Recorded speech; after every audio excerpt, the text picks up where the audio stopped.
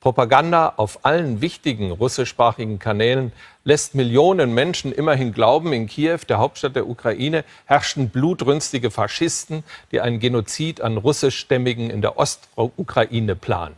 Wir und viele Medien sind Hinweisen nachgegangen, ob das stimmt, und haben festgestellt, es gibt diese Faschisten nicht. Zu den mächtigen Köpfen in Kiew gehört neben Ministerpräsident Jatsenjuk und Vitali Klitschko auch Ole Tjanibok. Seine Swoboda-Partei, auf Deutsch Freiheitspartei, stellt 3 Minister und hat zweifelhafte Vorbilder. Es gab Zeiten, wo man uns Ukrainer als Schmarotzer beschimpft hat. Heute sind wir die Erben von Stepan Bandera. Stepan Bandera, der Held der Swoboda-Partei, ein Nazi-Kollaborateur. Im Zweiten Weltkrieg verbündete er sich mit dem NS-Regime, kämpfte gegen die Russen und war an der Verfolgung der Juden beteiligt. Heldenverehrung eines Faschisten, auch auf dem Maidan. 3 Finger auf blauem Grund, Erkennungszeichen der Swoboda-Anhänger. Bandera, komme zurück und sorge für Ordnung. Ukraine über alles. Auch in Deutschland sind Swoboda-Funktionäre gern gesehene Gäste bei der NPD. Sächsische Abgeordnete posieren mit ihren ukrainischen Kameraden. Die rechte Gesinnung des Parteichefs schon lange unmissverständlich. Schnappt euch die Gewehre, bekämpft die Russensäue, die Deutschen, die Judenschweine und anderes Ungeziefer. Kämpft für unsere ukrainische Heimat. Jetzt steht dieser Mann mit an den Schalthebeln der Mächtigen in Kiew, den Verbündeten der westlichen Welt. Wir und viele Medien sind Hinweisen nachgegangen, ob das stimmt, und haben festgestellt, es gibt diese Faschisten nicht. Dann wurde eine neue Regierung gebildet, sofort anerkannt von Präsident Obama, auch von der EU, auch von der Bundesregierung.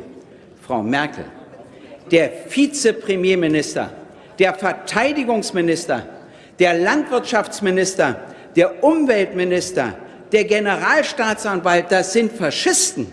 Es gibt diese Faschisten nicht. Der Chef des Nationalen Sicherheitsrates war Gründungsmitglied der faschistischen Swoboda-Partei.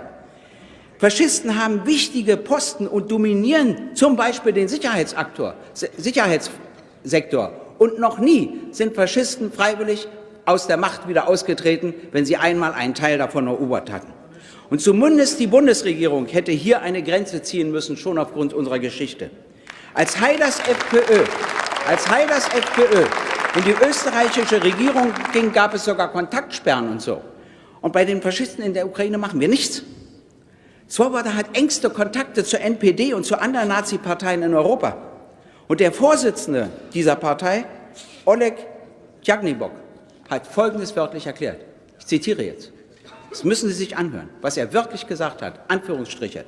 Schnappt euch die Gewehre, bekämpft die Russensäue, die Deutschen, die Judenschweine und andere Unarten.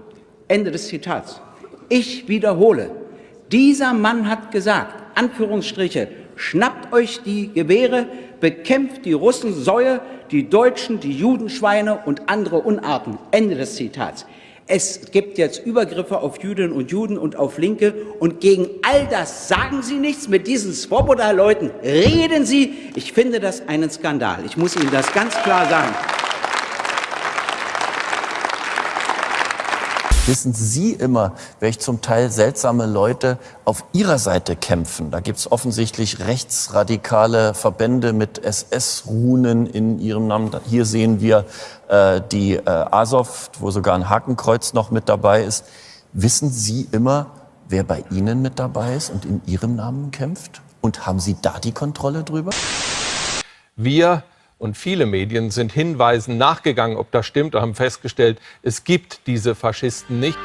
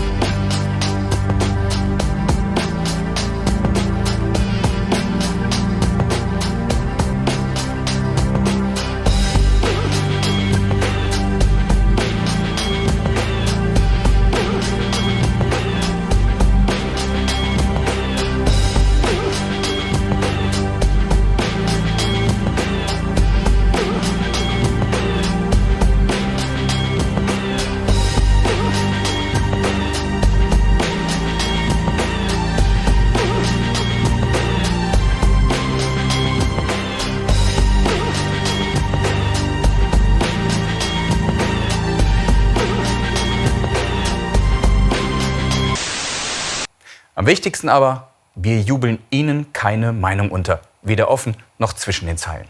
Wir wollen informieren, nicht missionieren. Wir sind Journalisten und keine Lügner.